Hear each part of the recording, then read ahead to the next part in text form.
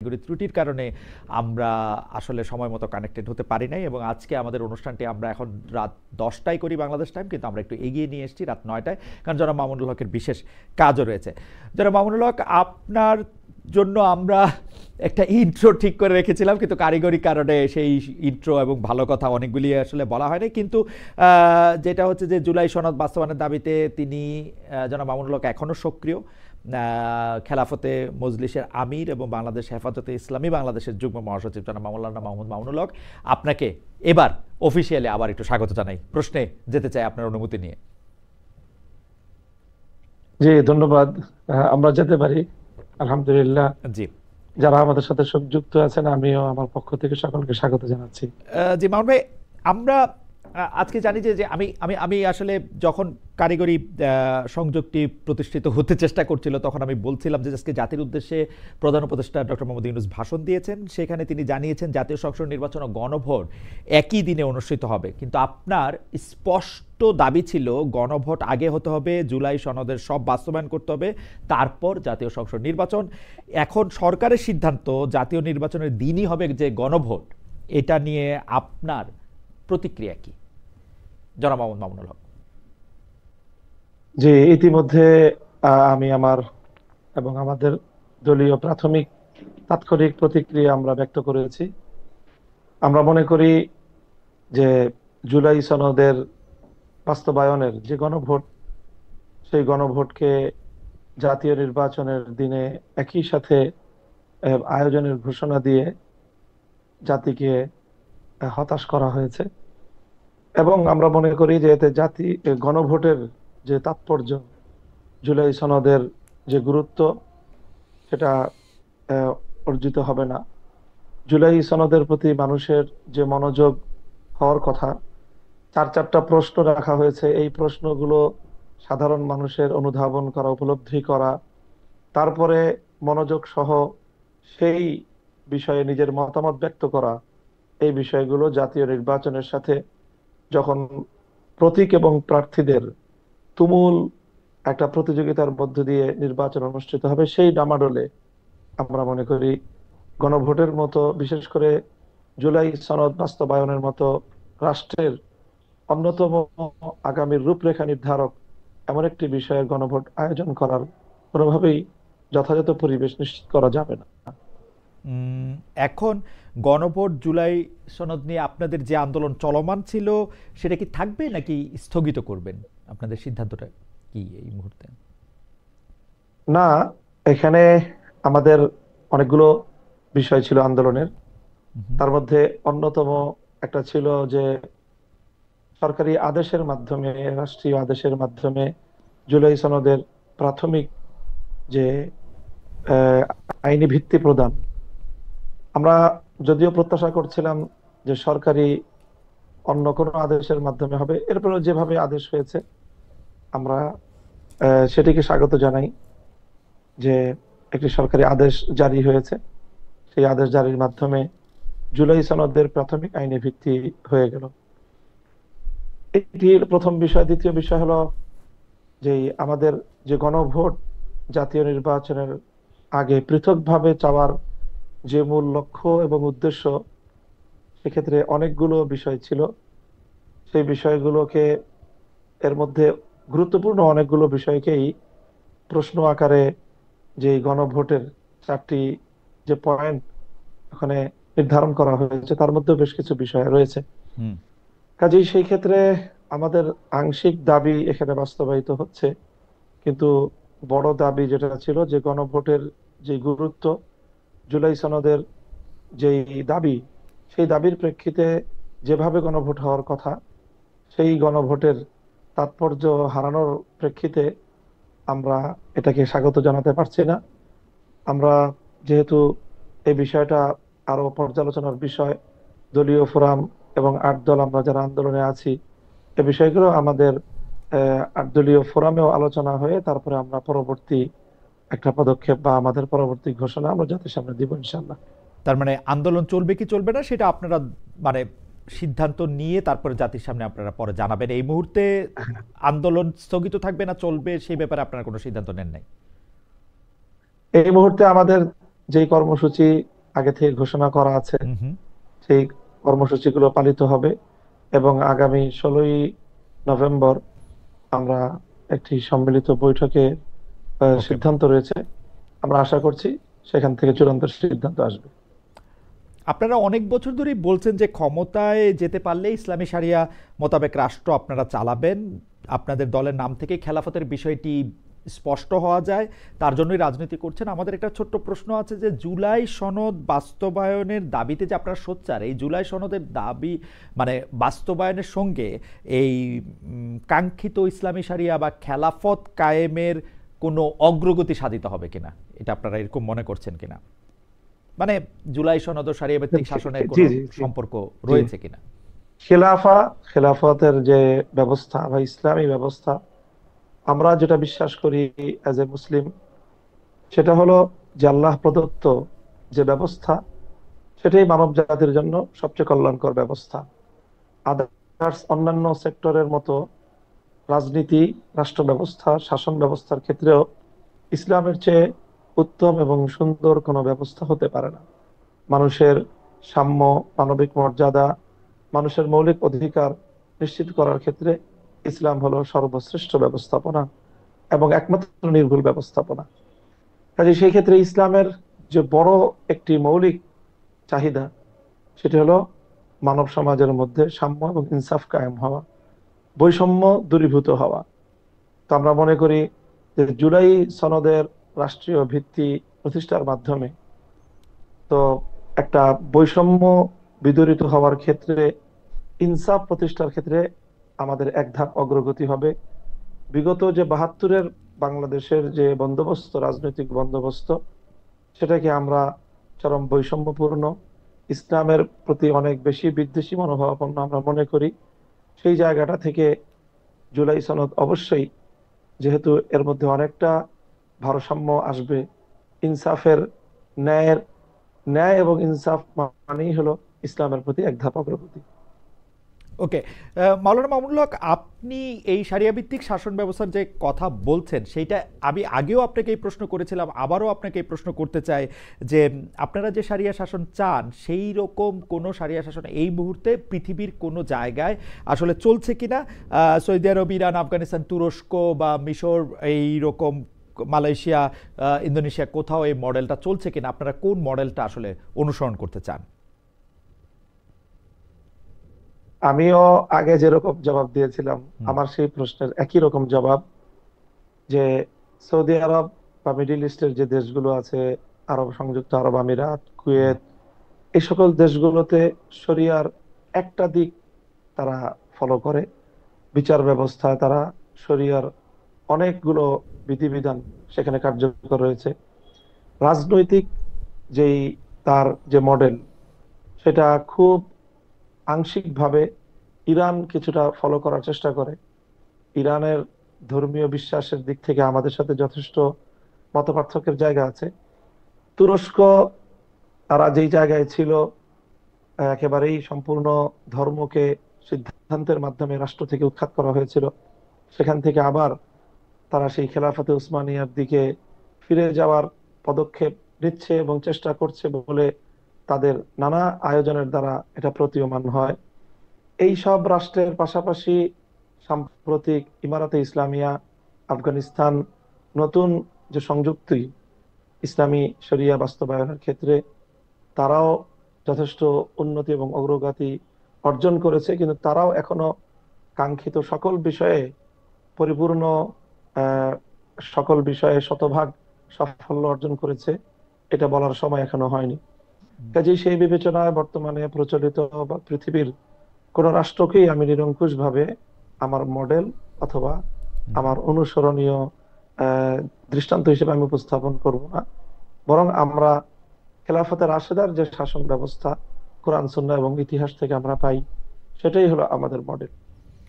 আহ, একটু যদি আরেকটু যদি পরিষ্কার করতেন যে আপনার স্কুল, মানলাম যে পৃথিবীর কোনো রাষ্ট্রকে আপনি মডেল হিসেবে নিচ্ছেন না, আদর্শ হিসাবে আপনি কাকে নিচ্ছেন? কারণ স্কুল অফ থটসেও আমরা নানা সময় নানা জনের মধ্যে মত পার্থক্য দেখি যে ইসলাম ধর্ম অনুসরণ করলে, আপনি ইরানের কথা বললেন, আফগানিস্তান বা সৌদি আরবের কথা বললেন, এখন হাশেমি, উমাইয়া, খোলাফায়ে রাশিদিনের কথা বললেও সেইটাও আবার মানে যেহেতু ওসমান রাদিয়াল্লাহু আনহুর সময় থেকে এটি একটি উমাইয়াদের জায়গা থেকেও আমরা একটা আলাদা স্কুল অফ থটস দেখি, যেটা আপনি আসলে অনেক বেশি জানেন। তো সেই স্কুল অফ থটসের মধ্যে আপনারা আসলে কোন স্কুল অফ থটস অনুসরণ করবেন যদি আপনারা রাষ্ট্র ক্ষমতায় আসেন? স্কুল অফ থটস বলতে আমাদের যে ফিকহের ক্ষেত্রে, হুম হুম মানে আমরা যে ফিকাহ মানি, ইসলামের ফিকাহ মানার ক্ষেত্রে স্কুল অফ থটস এর একটা পার্থক্য, সেটা শুধুমাত্র ইসলামী ফিকহের ক্ষেত্রে চারটা স্কুল অফ থটস আছে, এবং হুম চারটার বাইরে হুম আরেকটা স্কুল অফ থটস বর্তমান সময়ে বিশ্বজুড়েই জনপ্রিয়তাও আছে। সেটি হলো যেটাকে সালাফি হুম একটি স্কুল অফ থটস আমরা বলতে হুম পারি। এই পাঁচটি স্কুল অফ থটস বর্তমানে পৃথিবীতে চলছে ফিকহের ক্ষেত্রে। হুম আর যদি ইসলামী আকীদার বিশ্বাস সহ বলি, তাহলে মৌলিকভাবে দুটি পার্থক্য বা দুটি এখানে ভাগ, একটা হলো শিয়া আর একটা হলো সুন্নি। এই সুন্নির মধ্যে কিন্তু সমস্ত স্কুল অফ থটস গুলো একীভূত। তো আমরা সেই জায়গায় কোনোভাবেই শিয়া মডেলকে আমরা বিশ্বাস, চিন্তা, দর্শনের ক্ষেত্রে অনুসরণ করি না। আমরা সুন্নি থটসটাকে অনুসরণ করি। এবং রাষ্ট্রবিজ্ঞান ক্ষেত্রে, রাষ্ট্রবিজ্ঞান এবং রাজনীতির ক্ষেত্রে এই স্কুল অফ থটস গুলোর মধ্যে কোনো ভেদাভেদ নেই। এখানে সুন্নি যেই মতবাদ, যেটা কোরআন সুন্নাহ ভিত্তিক, সেটাকে আমরা আমাদের মডেল বলে এবং আমাদের স্কুল অফ থট হিসেবে আমরা অনুসরণ করি। কিন্তু মাওলানা মামুনুল হক, কতগুলি জিনিসের ক্ষেত্রে স্পষ্ট মানে মাযহাবগত একদম পার্থক্য রয়েছে, যেমন হানাফি মাযহাবের সাথে শাফি মাযহাবের আসলে শাস্তি, দণ্ড, বিধি এগুলি নিয়ে কিন্তু আসলে পার্থক্য রয়েছে, যেটা আপনি আবারও বলি হ্যাঁ, মানে মালিকি বা হাম্বলির মানে হ্যাঁ, পার্থক্য রয়েছে। এই ক্ষেত্রে আপনি কি? হ্যাঁ, এটা আমি বলি, জি এই জায়গাটা আমি বলছি জি যে সেক্ষেত্রে আমি যেটা বললাম যে শাসন ব্যবস্থার মধ্যে শুধুমাত্র বিচার ব্যবস্থায় হুম বিচারিক যেই বিষয়গুলো, আদালতের বিষয়গুলোতে মাযহাবগত কিছু মতভিন্নতা রয়েছে। হুম হুম এবং সেখানে পৃথিবীতে যেই শরিয়া আদালতগুলো বর্তমানে পরিচালিত হচ্ছে, পাকিস্তানের শরিয়া আদালতের এক ধরনের প্রচলন আছে। ইভেন আমাদের পার্শ্ববর্তী ভারতেও হুম যে আপনার ফ্যামিলি বা পারিবারিক আদালত হিসাবে যে আদালত আছে, সেই আদালতেও কিন্তু রাষ্ট্রীয়ভাবে সেটা সমর্থিত এবং রাষ্ট্রীয়ভাবে সেটা পরিচালিত। সেখানেও এক ধরনের স্কুল অফ থট অনুসরণের একটি বিষয় রয়েছে। তারপরে মিডিল ইস্টে যে শরিয়া আদালতগুলো আছে, হুম হুম সেগুলো একটা মাযহাবকে অনুসরণ করে। তুরস্কে তারা এক ধরনের মাযহাব অনুসরণ করে, হুম এবং আফগানিস্তানে তারা যে সম্পূর্ণ শরিয়া আদালত প্রতিষ্ঠা করেছে, তারা কিন্তু সেই শরিয়া আদালত সম্পূর্ণ হানাফি মাযহাব অনুযায়ী তারা পরিচালনা করে। হুম কাজেই এই শরিয়া আদালত পরিচালনার ক্ষেত্রে রাষ্ট্রের যে বিচার ব্যবস্থা থাকে, হুম সেই বিচার ব্যবস্থার এক ধরনের স্বাধীনতা আছে, যে কোরআন সুন্নাহর মূল যে আদর্শের উপর থেকে মাযহাবগত ব্যবধানের ক্ষেত্রে তারা শরীয়তের ফিকহের অন্যান্য মাসালার মধ্যে যেমন যে কোনো মাযহাব অনুসরণ করার মূলনীতি আছে, ঠিক সেই রকমই বিচারিক ক্ষেত্রে, আদালতের ক্ষেত্রেও যে কোনো একটি স্কুল অফ থট অনুসরণ করার মূলনীতি আছে। সেই মূলনীতিকে অনুসরণ করে আদালত সেটা অনুসরণ করতে পারে। আমি পরবর্তী আলাপে যাই, কারণ আপনার কাছে অনেক প্রশ্ন রয়েছে, কিন্তু আমরা আশা করব যেগুলি জি, বিষয়ের মধ্যে থেকে মানুষের সরাসরি সম্পর্ক রয়েছে, যেমন নারী শিক্ষা, নারী কর্ম, অন্য ধর্মাবলম্বীদের প্রতি ব্যবহার, সেক্ষেত্রে যেহেতু মাযহাবগত পার্থক্য রয়েছে, কোরআনের না, বিভিন্ন বিষয় নিয়ে। আমি বলি, খালেদ জি ভাই একটু বলি, জি একটু বলি। বলেন। আপনি যে এই তিনটা পয়েন্ট উল্লেখ করলেন, জি নারী শিক্ষা, জি নারী কর্ম এবং অন্য ধর্মাবলম্বীদের জি অধিকার, এই জায়গাগুলোতে মাযহাবের তেমন কোনো ব্যবধান নেই। আচ্ছা, আমার মনে হয় এগুলো সব মাযহাবই। আপনারা কোনটা অনুসরণ করবেন সেটা নিশ্চয়ই বলবেন, এবং অর্থনৈতিক অবস্থা, বিচারিক ব্যবস্থা, তারপরে হচ্ছে পাঠ্যক্রম, বৈদেশিক যে সম্পর্ক, সেসব ক্ষেত্রে আপনারা নিশ্চয়ই এগুলি পরিষ্কার করবেন, এবং আমরা কি সেগুলি আপনারা অবশ্যই, অবশ্যই। সেগুলি নিশ্চয়ই আপনারা স্পষ্টভাবে বলবেন যে এটার ক্ষেত্রে যখন আপনারা নির্বাচনের ক্ষেত্রে যাবেন। আমি পরবর্তী প্রসঙ্গে যাই। সেটি হচ্ছে যে গত কয়েক মাস ধরে আপনি জানেন যে হেফাজতে ইসলামের আমির জামায়াতে ইসলামীকে নিয়ে একের পর এক নেতিবাচক বক্তব্য দিচ্ছেন। আমি যদি একটু পরে বলি যে উনি বলছেন জামায়াতের ইসলাম মদিনা নয়, মওদুদির ইসলাম, জামায়াতের আকিদা সহি নয়, জামায়াত কাদিয়ানীদের চেয়েও ভয়ঙ্কর, জামায়াত ইমানের বড় ডাকাত, এসব বলে তিনি জামায়াতকে ভোট দিতে নিষেধ করছেন। আপনি হেফাজতের আমিরের বক্তব্যকে বলছেন ব্যক্তিগত মন্তব্য। এই বক্তব্য যদি সংগঠনেরও নাও হয়, এই বক্তব্যগুলি নিয়ে আপনার ব্যাখ্যা বা মূল্যায়ন কি, আমি এটা জানতে চাই।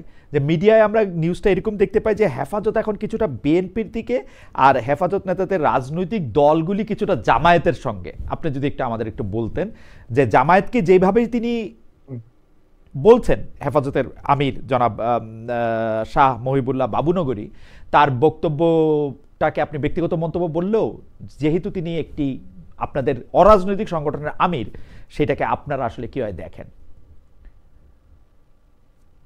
তো উনি যেহেতু অরাজনৈতিক ব্যক্তিত্ব, তার বক্তব্যগুলো অরাজনৈতিক, এবং তিনি তার ধর্মীয় বিশ্বাসের জায়গা থেকেই এই বক্তব্যগুলো দিয়েছেন। হ্যাঁ, বক্তব্যগুলোর মধ্যে কিছু বিষয় আছে যে বিষয়গুলো একটা উপমা, হ্যাঁ, একটা বিষয় হলো একটা এক্সাম্পল অথবা কোন একটা দৃষ্টান্ত বর্ণনা করা হয়। রূপক অর্থের একটা বিষয় আমরা জানি ব্যবহারিক ক্ষেত্রে আছে। যেমন আমি দৃষ্টান্ত হিসেবে একটা কথা বলি, যেমন আমাদের মধ্যে অনেক বড় একজন ইসলামিক স্কলার, এই বিগত শতাব্দীর, আল্লামা জাহেদ কাউসারী তার নাম। তার একটা খুব জনপ্রিয় একটা মন্তব্য আছে, সেটা হলো আল্লাহ মাযহাবিয়াতু কান্তারাতুল্লাহ দীনিয়া, যে মাযহাবকে অস্বীকার করা এটা ধর্মকে অস্বীকার করারই একটা সিঁড়ি। তো অথচ আমরা কিন্তু এটা বলি না, আমাদের দৃষ্টিভঙ্গিগতভাবে আমরা এটা বলি না যে যে মাযহাব মানে না সে দিন মানে না, এমনটা কিন্তু বলি না। কিন্তু ওনার এই কথাটা, এটা হলো একটা সুদূর প্রসারী রূপক অর্থের এবং পরবর্তী একটা পরিণাম বিবেচনায় তিনি এই কথাটি বলেন। ঠিক তদ্রূপ আমিরে হেফাজতের যে মন্তব্যটি আপনি কোট করলেন, সেটি মূলত ওনার নিজস্ব মন্তব্য না। এটা আমাদের উপমহাদেশের একজন খ্যাতিমান আলেমে দ্বীন এবং এই পাক ভারত উপমহাদেশের, ভারত এই স্বাধীনতা, ইংরেজ বিরোধী স্বাধীনতা আন্দোলনের অন্যতম রূপকার হুসাইন আহমদ মাদানী, যিনি ভারতের অত্যন্ত প্রভাবশালী দারুল উলুম দেওবন্দের বড় মাপের একজন শাইখুল হাদিস, তার এই মন্তব্য যে তিনি বলেছেন, যেটা যে মওদুদী সাহেবের যে ওনার যে দৃষ্টিভঙ্গি ইসলাম সংক্রান্ত বিষয়ে, সেই দৃষ্টিভঙ্গিগুলো যদি পরিপূর্ণভাবে প্রতিফলিত হয়, তাহলে তার যে ফলাফলটা দাঁড়াবে, সেই ফলাফলটা অনেক ভয়ঙ্কর। তো যেহেতু কাদিয়ানি ফিতনাটা এটা একটা সীমিত পরিসরের মধ্যেই এটা সীমাবদ্ধ, কিন্তু মওদুদী সাহেবের তার যে চিন্তাধারাগুলো, সেগুলো ব্যাপক মানুষের মধ্যে আলোড়ন সৃষ্টিকারী, ব্যাপক মানুষের মধ্যে এটা জনপ্রিয়তা লাভ করেছে। সেই বিবেচনায় উনি বলেছেন যে মওদুদী মত, এই কাদিয়ানি মতবাদ তো এটা গণ্ডিবদ্ধ কিছু মানুষকে বিভ্রান্ত করছে, কিন্তু মাওলানা মওদুদী সাহেবের যেই চিন্তাধারাগুলো ধর্ম সংক্রান্ত, ইসলাম সংক্রান্ত, ইতিহাস সংক্রান্ত, সাহাবীদের সংক্রান্ত, নবীদের সংক্রান্ত, সেই বিশ্বাসগুলো, এটার যে পরিণাম, যদি কেউ শায়েখ সেই বিশ্বাসগুলিকে, আমার একটা প্রশ্ন আছে, সেটা একটু হচ্ছে কথাটা শেষ করে, একটু এই কথাটা শেষ, এক মিনিট ভাই, জি একটু। জি জি, যে যদি কেউ এই বিশ্বাসগুলোকে ধারণ করে নেয়, তাহলে তার ফলাফল তার জীবনে অত্যন্ত ভয়াবহ ঘটতে পারে। ইতিমধ্যে বারবার কিন্তু জামাতে ইসলাম তারা এই কথা বলার চেষ্টা করে যে তারা সম্পূর্ণরূপেই মওদুদী সাহেবের সকল মতবাদকেই যে তারা অক্ষরে অক্ষরে বাস্তবায়ন করবে, এমন ঘটনা কিন্তু তাদের, ঘোষণা তাদের পক্ষ থেকে নেই। তো সেই জায়গা থেকে আমিরে হেফাজতের বক্তব্য হলো মূলত মওদুদী সাহেবের চিন্তাধারা ব্যক্তিগত, এবং তার সেই চিন্তাধারাগুলি অনুসরণ করলে, কেউ ধারণ করলে তার যে ভয়াবহ ফলাফল ঘটতে পারে, সেই বিষয়ে সতর্কবাণী। আর আমরা যেই জায়গা থেকে কাজ করতেছি, সেটা হলো আমরা মনে করি যে ইসলামী রাজনৈতিক দল হিসাবে আমাদের প্রধান ফোকাস পয়েন্ট হলো যারা রাষ্ট্র ব্যবস্থায় ইসলাম চায় আর যারা রাষ্ট্র ব্যবস্থায় ইসলাম চায় না। যখন ইসলামিক রাজনৈতিক সংগঠন হিসেবে আমার অবস্থান, যারা রাষ্ট্র ব্যবস্থায় ইসলাম চায় তাদের পক্ষে আমাকে অবস্থান নিতে হয়। কাজেই এই জন্য যিনি রাজনীতি করেন আর যিনি রাজনীতি করেন না, তার মূল ফোকাস পয়েন্ট একটা হয় না কখনোই। আহ, জি আপনি বলেন। আমার কাছে, আপনার কাছে আমার যে প্রশ্ন ছিল যে সেটা হচ্ছে যে আপনি বলছেন যে উনি একজনকে কোট করে বা উদ্ধৃত করে একটা কথা বলছেন, সেক্ষেত্রে আপনি একটা উদাহরণও দিলেন, কিন্তু আপনি কি এটাকে এরকমই মনে করেন কিনা, আপনি কি এই কোটটা দিতেন কিনা?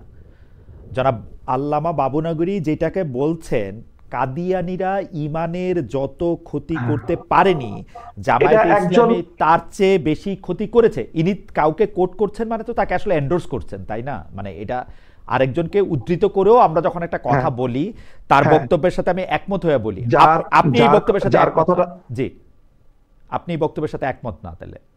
আমি এই বক্তব্যের সাথে একমত না, আমি কথা বলিনি। আচ্ছা। আমি সেই বক্তব্যের যে ব্যাখ্যা, হুম হুম সেই বক্তব্যের যে মূল উদ্দেশ্য, সেই উদ্দেশ্যটাকে আমি ব্যক্ত করলাম।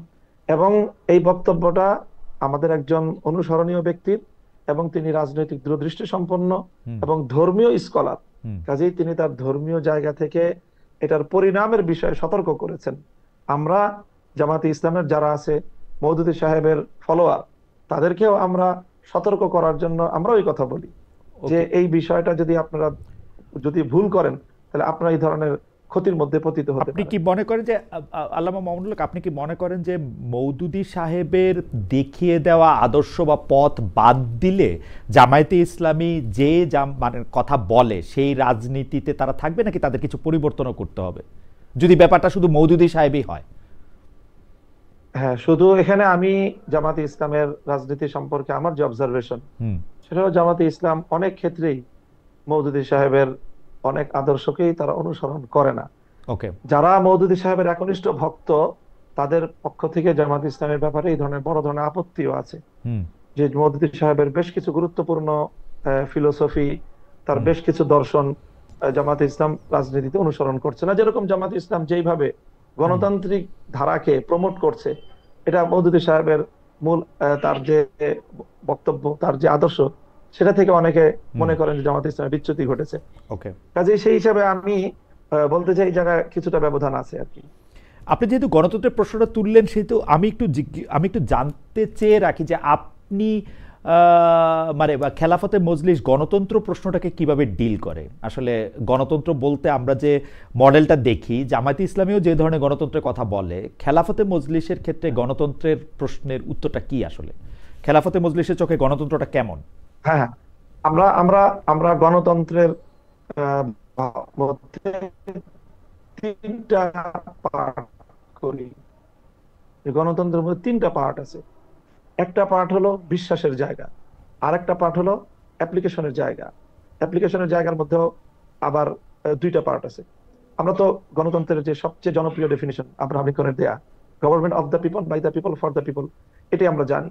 তো এই যে গভর্নমেন্ট অফ দ্য পিপল, এটা হলো বিশ্বাসের জায়গা গণতন্ত্রের। এই জায়গাটা ইসলামের সাথে শতভাগ সাংঘর্ষিক। ইসলাম কখনোই রাষ্ট্রের, জনগণের, কারোরই নিরঙ্কুশ সার্বভৌম ক্ষমতাকে স্বীকার করে না।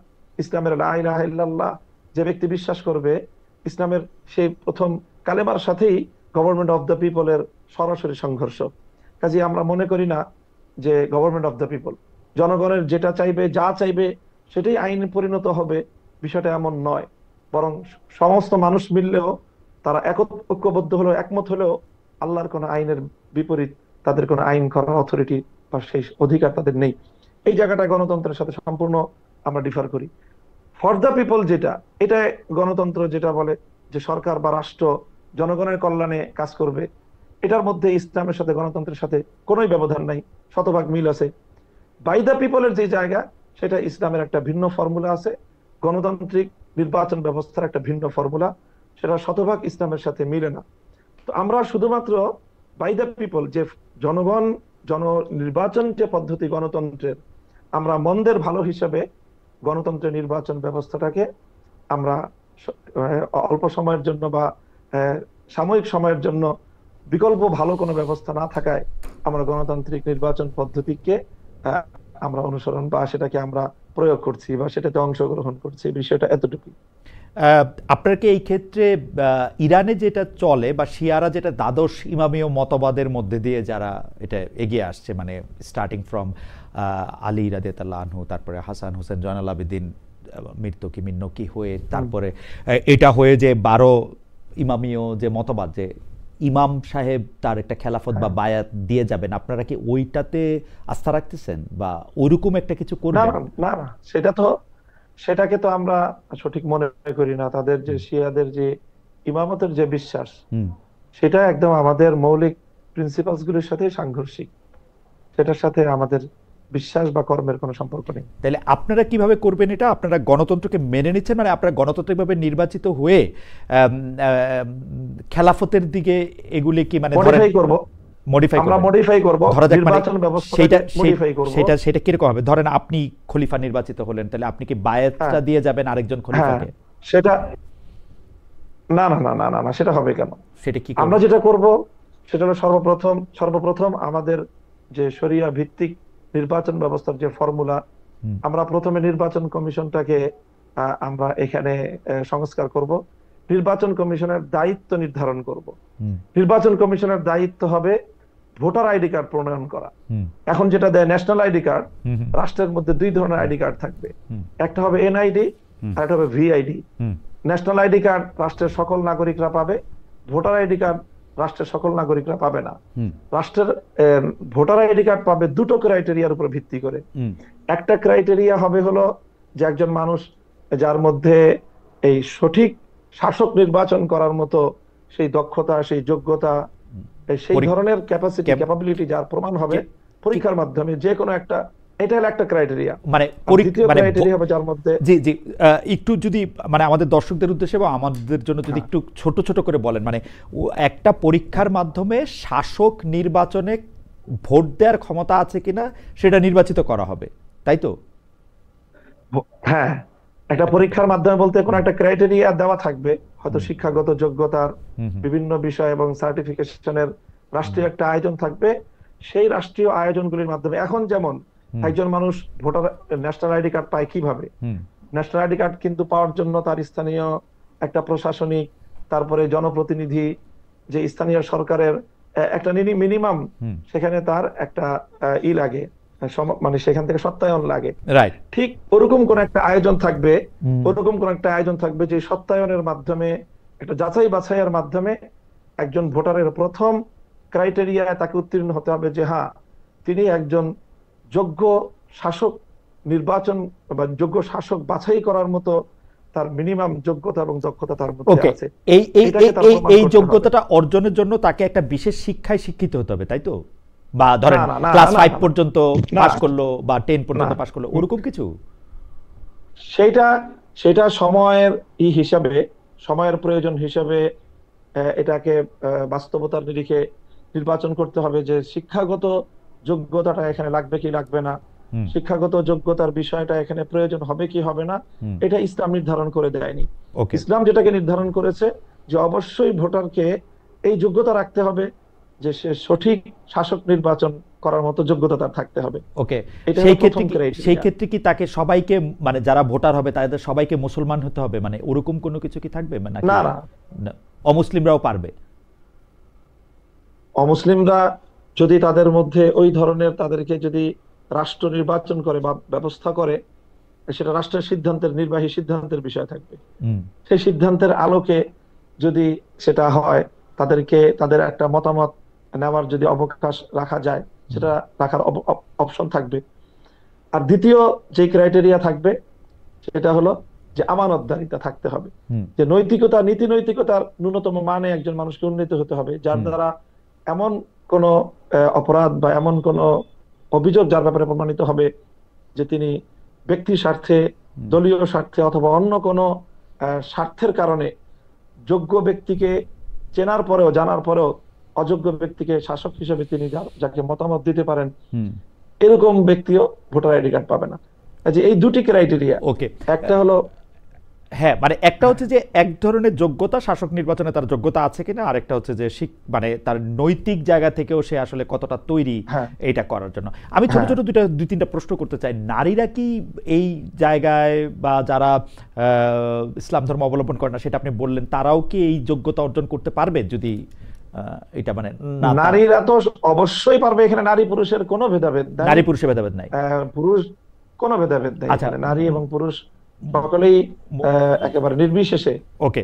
এই যোগ্যতা অর্জন করতে পারবে। আচ্ছা, এই ক্ষেত্রে আমার প্রশ্ন হচ্ছে যে আপনি যেহেতু অনেক দিন ধরে বিষয়গুলি নিয়ে ভাবছেন, আপনি ক্লাসেও পড়ান বিষয়গুলা নিয়ে মানুষদের, আপনার কাছে কি মনে হয় আপনার এই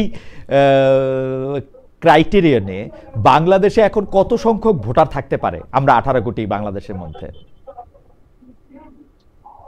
অবশ্যই ভোটার সংখ্যা অনেক কমে আসবে।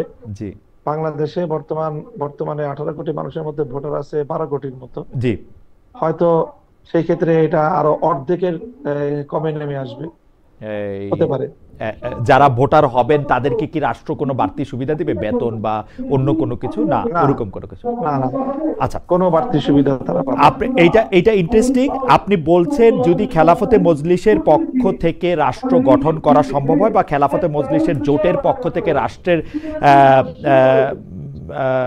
রাষ্ট্র যেভাবে গঠিত হবে সেটাতে যদি অবদান রাখা সম্ভব হয়, সেই ক্ষেত্রে আপনারা ভোটার পদ্ধতি বা ভোট পদ্ধতি আপনারা সংস্কার করবেন। সেই ক্ষেত্রে কারা ভোট না, দিতে পারবে? সেটা আমি আমি আমি এটা বলি নাই। জি, তাহলে আপনি আবার। আমাদের এখন যে জোট জি, আমাদের যে এখন আন্দোলন, এটা হলো বর্তমান বাংলাদেশের জুলাই বিপ্লব পরবর্তী এই মুহূর্তের যে বাংলাদেশ, এই বাংলাদেশের আহ, সার্বিক পরিবেশ অনুযায়ী আমরা এই মুহূর্তেই চূড়ান্ত খেলাফা রাষ্ট্রের দিকে যাওয়ার পদক্ষেপ এক ধাপেই নিতে পারবো, এটা আমরা মনে করি না। ওকে, আমাদেরকে এটার জন্য আরো সময় নিতে হবে, মানুষকে এটার জন্য আরো প্রিপেয়ার করতে হবে, তারপরে ধাপে ধাপে আমাদেরকে সেই পর্যায় পর্যন্ত যেতে হবে। ওকে। আপনি ধাপে ধাপে এখানে যেতে চান, তবে আপনার লক্ষ্য হচ্ছে যে এরকম একজন ভোটার, যেটি আসলে ইসলামের সাথে সম্পর্কযুক্ত, হ্যাঁ, ওরকম একটা ভোটার তালিকা করা, যেখানে একটা ভিআইডির প্রস্তাব আপনি করছেন, যেখানে ভোটার আইডেন্টিফিকেশন কার্ড হবে, শুধুমাত্র একজন নাগরিক হইলেই তিনি ভোট দিতে পারবেন, ব্যাপারটা এরকম না হইতে পারে। সেটা হওয়ার ক্ষেত্রে কি কি ক্রাইটেরিয়ন হবে সেটা হয়তো আলোচনার মাধ্যমে পরবর্তী সময় সিদ্ধান্তের মাধ্যমে সেটি ঠিক করা হবে। আপনাকে ধন্যবাদ। হ্যাঁ। আমি পরবর্তী প্রসঙ্গে যাই, যে আপনি মানে এই সরকার, অনেকেই মানে ব্যাপারটা এরকম করে বলেন যে ডক্টর মোহাম্মদ ইউনূস সরকারই আসলে আপনাদের কাবুল যাওয়ার ব্যবস্থা করে দিয়েছিলেন বা কাবুল যেতে দিয়েছিলেন, এর জন্য নিশ্চয়ই আপনারা ধন্যবাদও দিয়েছেন। আমাদের যে অন্তর্বর্তী সরকার আছে, অর্থাৎ ডক্টর ইউনূসের সরকার, আপনাদের মাধ্যমে তালেবান সরকারকে কি কোনো বার্তা দিয়েছিল? আপনারা এর মধ্যে সংবাদ মাধ্যমে বলেছেন যে তালেবান সরকার আপনাদের মাধ্যমে বাংলাদেশ সরকারের কাছে অনুরোধ করেছে যাতে ঢাকায় তাদের কূটনৈতিক মিশন সক্রিয় করা যায়। মানে এই বিষয়ে কোনো আপডেট আপনারা জানাতে পেরেছেন কিনা তালেবান সরকারকে? মানে তালেবান সরকার আপনাদের কাছে কি চেয়েছে সেটা আপনারা আমাদের জানিয়েছেন।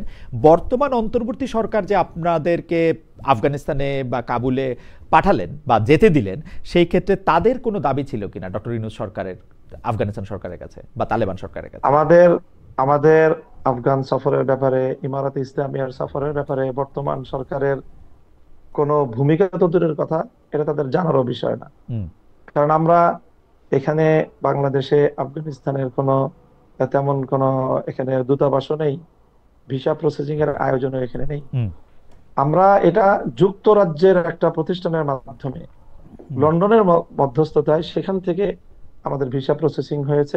হুম, এবং বাংলাদেশ থেকে যেহেতু সরাসরি কাবুলে যাতায়াতের কোনো উপায়ও নেই, এই জন্য আমরা বাংলাদেশ থেকে যাইও নি হুম, এবং সোজাসুজি বাংলাদেশে আমরা আসতেও পারিনি। হুম, কাজেই এটার সাথে সরকার অথবা সরকারি কোনো কর্তৃপক্ষের ন্যূনতম কোনো সম্পর্কই নেই।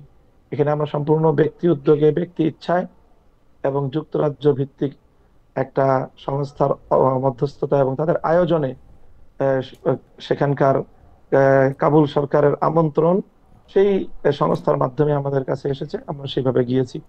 হ্যাঁ, সেখান থেকে সেই রাষ্ট্রের গুরুত্বপূর্ণ আহ, ব্যক্তিবর্গ তারা বাংলাদেশের সাথে কূটনৈতিক সম্পর্ক স্থাপনের আগ্রহ ব্যক্ত করেছে। আমরা সেই বার্তা প্রেসের মাধ্যমে বর্তমান সরকারের কাছে আমরা পৌঁছে দিয়েছি। আপনাদের আফগানিস্তান যাওয়ার সময় বা কাবুল যাওয়ার সময় আপনারা সরকারের কাউকে আপনারা ইনফর্ম করেন নাই যে আমরা আসলে আফগানিস্তান যাচ্ছি বা আফগানিস্তানের বা কাবুল সরকারের সাথে না, কথা বলতে চাচ্ছি, না, সেটা আপনারা এটা বলেন নাই না, ওকে। বলিনি। তো আপনাদের যে অনুরোধ আপনারা সরকারের কাছে পৌঁছে দিয়েছেন যে কূটনৈতিক মিশন করা যায় কিনা, সেই ব্যাপারে সরকার আপনাদের কিছু জানিয়েছেন, মানে কোনো আপডেট আছে সে ব্যাপারে? না, এই ব্যাপারে আমাদের কাছে কোনো আপডেট নেই। আমরা এমনিতে অফিসিয়াল ভাবে খোঁজ খবর নিয়েছি। তো অফিসিয়াল ভাবে ওই রকম যে অফিসিয়াল জবাব যে হ্যাঁ তাদের সাথে আমাদের আফগানিস্তানের একটা ছোট্ট অফিস ঢাকায় আছে, সেখানে এক দুইজন ব্যক্তিও আছেন, তাদের সাথে যোগাযোগ আছে, তারা চেষ্টা করছে। এবং এটাও যে বাংলাদেশের পররাষ্ট্র উপদেষ্টা বিভিন্ন সফরে আফগানিস্তানের সেখানকার পররাষ্ট্র দপ্তরের কর্মকর্তাদের সাথে কথোপকথন হয়। বাংলাদেশের সাথে Kabul Dhaka chamber of commerce অথবা ব্যবসা বাণিজ্যের একটা লিঙ্ক তৈরি হওয়ার বিভিন্ন ধরনের কার্যক্রম অনেকেই করছে। পররাষ্ট্র মন্ত্রণালয় থেকে এইরকম তথ্য আমরা পেয়েছি। সেই এর চেয়ে এর বাইরে সরকারের পক্ষ থেকে বিশেষ কোনো উদ্যোগ নাই। আপনারা যখন কাবুল সফরে গিয়েছেন, যারা মামুনুল হক, আপনি জানেন যে তার পরের মাসেই প্রথমবারের মতো ভারত সফর করে গিয়েছেন আফগানিস্তানের পররাষ্ট্রমন্ত্রী আমির খান মুত্তাকি। এবং আপনি জানেন যে মুত্তাকি। কাবুল ও দিল্লির মধ্যে সম্পর্ক ব্যাপক উন্নয়ন হচ্ছে, বিপরীতে আফগানিস্তান ও পাকিস্তানের মধ্যে সীমান্তে প্রায় যুদ্ধাবস্থা তৈরি হচ্ছে, আহত নিহত হচ্ছে, ইদানিং তাদের সমঝোতা আলোচনাও ব্যর্থ হচ্ছে। বিশ্বাসের দিক দিয়ে তালেবান এখন ব্র্যান্ডিং করতে চাইছে পাকিস্তান নয়, ভারতের দেওবন্দ তাদের মানে যদি আমরা বলি উৎস। সার্বিক পরিস্থিতি নিয়ে কি বলবেন? মানে আমরা বাংলাদেশেও, পাকিস্তানে তো বটেই, আমরা কিন্তু আফগানিস্তানের সাথে একটা স্বাভাবিক কূটনীতিক সম্পর্ক আমরা দেখতে পাচ্ছি না। আপনার আসলে লন্ডনের একটা বা যুক্তরাজ্যের একটা সংস্থা, আমি ধরে নেই যে সেটা একটা বেসরকারি হ্যাঁ, সংস্থায়, তাদের মধ্যে আলোচনা করে, হ্যাঁ, অথচ হ্যাঁ, আফগানিস্তানের পররাষ্ট্রমন্ত্রী তিনি ভারত সফর করে গেছেন এবং আমি যতদূর দেখতে পেয়েছি তিনি বেশ মানে সম্মান, আদর, ভালোবাসা এবং হ্যাঁ, অনেক গুরুত্বও পেয়েছেন। এই এটা ব্যাপারটা নিয়ে আসলে, ব্যাপক। হ্যাঁ, এই ব্যাপারটা নিয়ে আসলে আপনি এটা কি? অবশ্যই এটা অবশ্যই আমার বাংলাদেশের দুর্বল পররাষ্ট্র ব্যবস্থা নীতির কথাই আমি বলবো। যে ভারতের মতো রাষ্ট্র যেইভাবে তারা তাদের রাষ্ট্রীয় সিদ্ধান্ত রাষ্ট্রের স্বার্থের জায়গা থেকে তারা ইন্ডিপেন্ডেন্টলি নিতে পারে, আমাদের বাংলাদেশ সেই স্বাধীনভাবে আমাদের পররাষ্ট্র বিষয়ক সিদ্ধান্তগুলো তারা নিতে পারে না। তারা এখনো সেই পশ্চিমা বিশ্বের ভয়ে ভীত সন্ত্রস্ত, যে কি বলবে না বলবে, এর একটা বিষয়। আর ভারত এবং পাকিস্তান প্রসঙ্গ যেটা আপনি বলেছেন, ভারতের দেওবন্দ প্রসঙ্গ আপনার যেটা বলেছেন, সেটা হলো যে দেখেন এইটার মধ্যে দেওবন্দ প্রসঙ্গের মধ্যে ভারত পাকিস্তানের সম্পর্ক না। দেওবন্দ আমাদের ভারত, পাকিস্তান, বাংলাদেশ, আফগানিস্তান, এই টোটাল যে দক্ষিণ পূর্ব এশিয়া, এই এশিয়া মহাদেশ, এই এশিয়া দক্ষিণ পূর্ব এশিয়ার সাবকন্টিনেন্টালে আমাদের যে আমরা যে ধর্মের যে স্কুল অফ থট বা যেটাকে আমরা চর্চা করি আমাদের, সেটার মূল প্রাণ কেন্দ্র হলো দারুল উলুম দেওবন্দ। বিগত 150 বছর ধরে সেই জায়গা থেকে আমরা বাংলাদেশি যারা আছি কওমি মাদ্রাসার, আমরা আমাদের অপর পরিচয় হলো আমরা দেওবন্দি। ঠিক একইভাবে আফগানিস্তানের বর্তমানে যারা রাষ্ট্র পরিচালনা করছে ইমারতে ইসলামিয়ার সরকার, এর টপ টু বটম পূর্ণটাই দেওবন্দি কওমি চিন্তার অধিকারী। এই জন্য তারা বলেছে যে তাদের প্রাণকেন্দ্র দেওবন্দ। আহ, পাকিস্তানের আলেম ওলামা যারা আছেন, জি, পাকিস্তানের ধর্মীয় গোষ্ঠী আমাদের যারা আছেন, তাদেরও কিন্তু সকলের উৎস হলো দেওবন্দ। কাজে দেওবন্দকে যে মূল উৎস ধরা হয়, এটা শুধু আফগানিস্তানের জন্য না, সেটা পাকিস্তানের জন্য, আফগানিস্তানের জন্য, বাংলাদেশের জন্য এবং ভারতের জন্য। এটা একটা ভিন্ন বিষয়। বাকি পাকিস্তানের সাথে তাদের যে সীমান্ত বিরোধ, এইটা হলো তাদের একটা সীমান্তের জটিলতার একটা বিষয়, যেটা পাকিস্তানের যে সীমান্ত প্রদেশ, সেই সীমান্ত প্রদেশের মুসলমানদের, উপজাতীয়দের তাদের যে একটা দীর্ঘদিনের যে আকাঙ্ক্ষা, দাবি ইসলামী রাষ্ট্রের প্রতিষ্ঠা এবং ইসলামী শাসন ব্যবস্থা কার্যকর করার, সেটা নিয়ে পাকিস্তান সরকার সাথে স্থানীয় সীমান্ত প্রদেশীয় যে তাহরিকে তালেবান পাকিস্তান, টিটিপির সাথে একটা সংঘাতের বিষয়, সেটা নিয়ে আফগানিস্তান সরকারের সাথে পাকিস্তান সরকারের একটা দ্বিধাদ্বন্দ্ব বা কখনো উত্তেজনার সৃষ্টি হয়। আ- আ- সেটা সীমান্ত উত্তেজনা বলবো আমি। আপনার কাছে এইটা নিয়ে একটু বিশ্লেষণ আমি জানতে চাই যে মোদী সরকার যেখানে ঘোষিতভাবে বা তার অবস্থানগত কারণে যারা মুসলমানদের জন্য ঠিক মানে বৈষম্যহীন সরকার না, আমি যদি সবচেয়ে ভদ্রভাবেও বলি, সেই মোদী হ্যাঁ, সরকার তালেবান সরকারের সাথে ঘোষণা দিয়ে তালেবান সরকারের সাথে তার আলাদা মানে এক ধরনের মানে কি বলবো ভালোবাসা সম্মানের সম্পর্ক করতে চাইছে।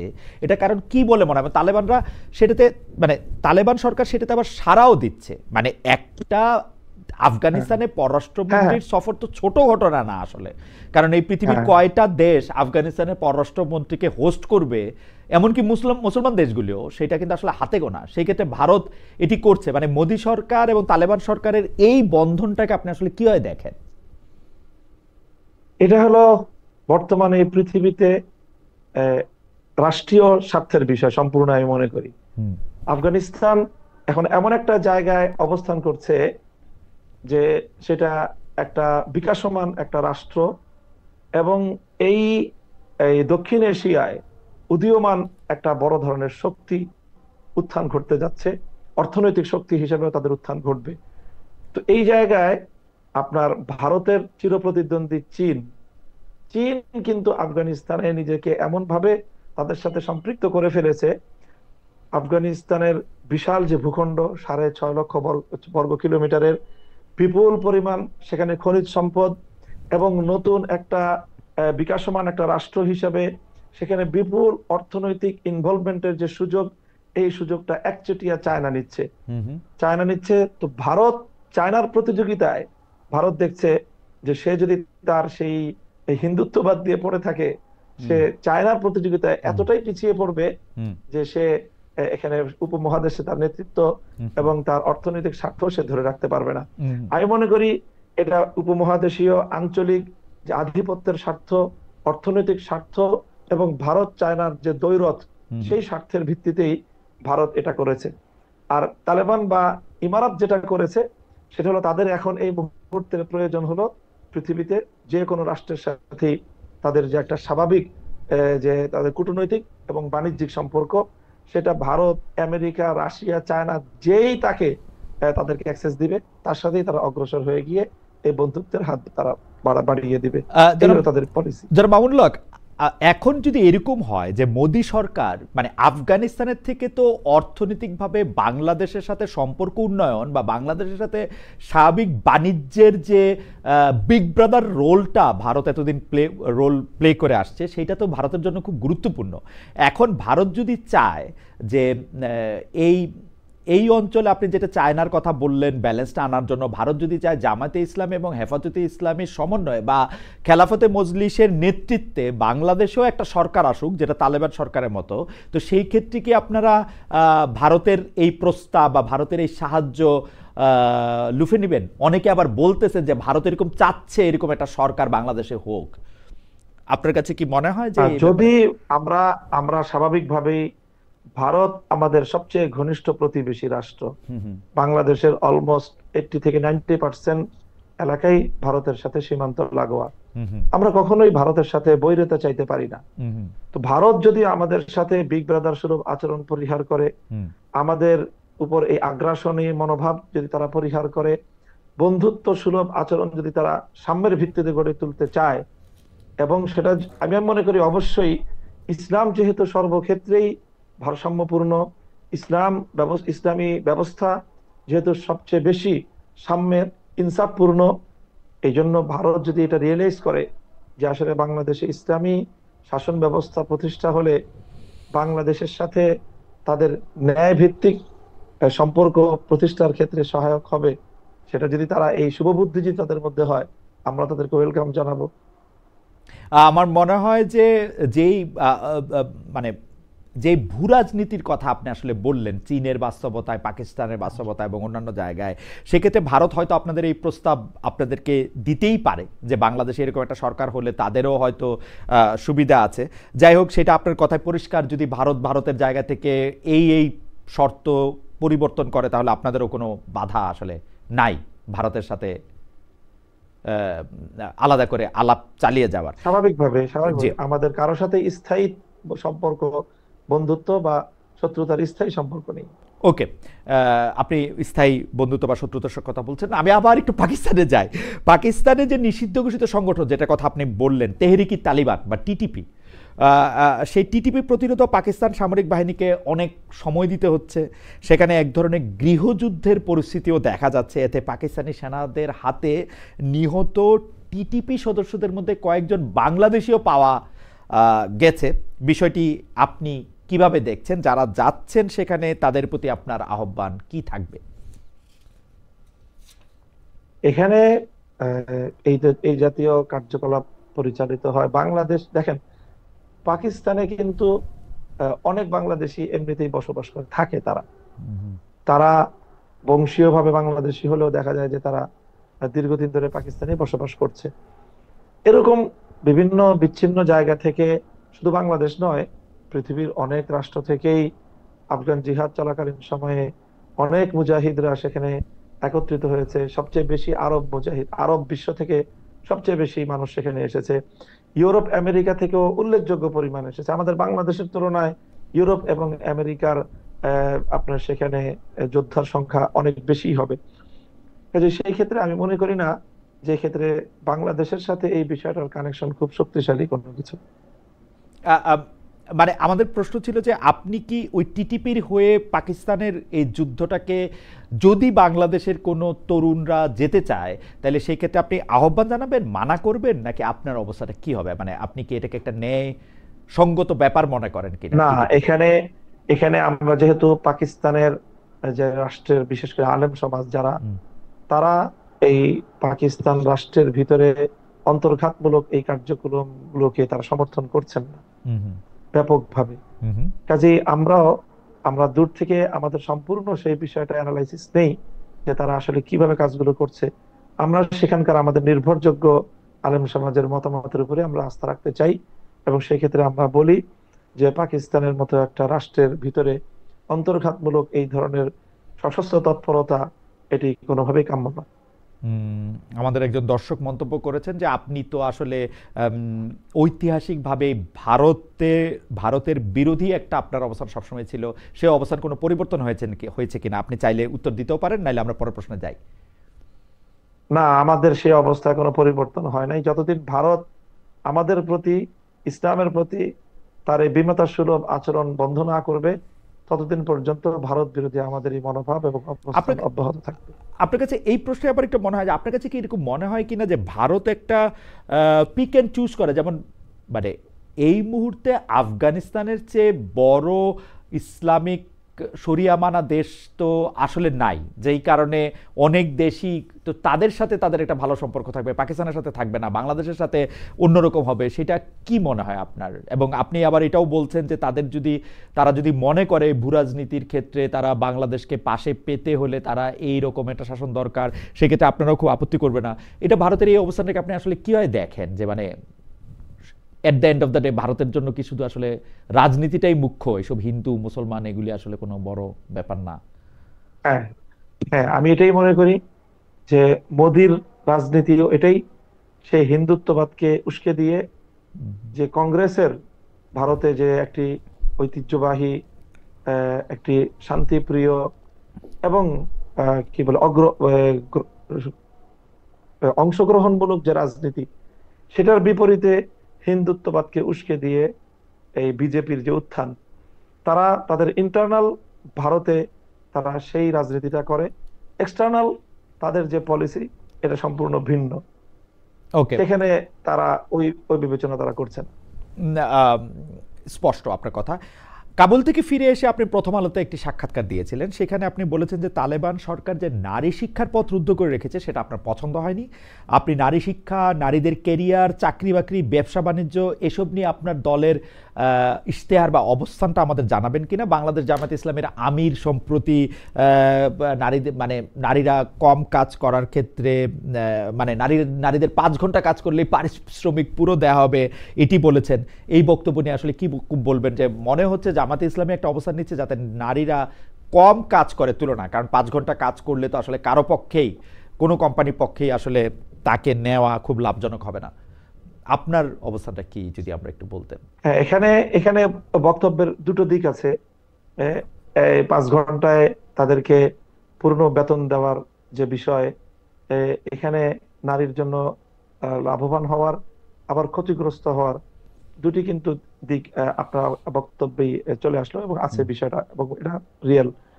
তো আমরা মনে করি যে আমরা এই মুহূর্তে নারীদের কর্মসংস্থান এবং নারীরা নারীর কর্মক্ষেত্রে তাদের সুযোগ সুবিধার বিষয়ে একেবারে একেবারে চূড়ান্ত কোনো কথা আমি এই মুহূর্তে বলছি না।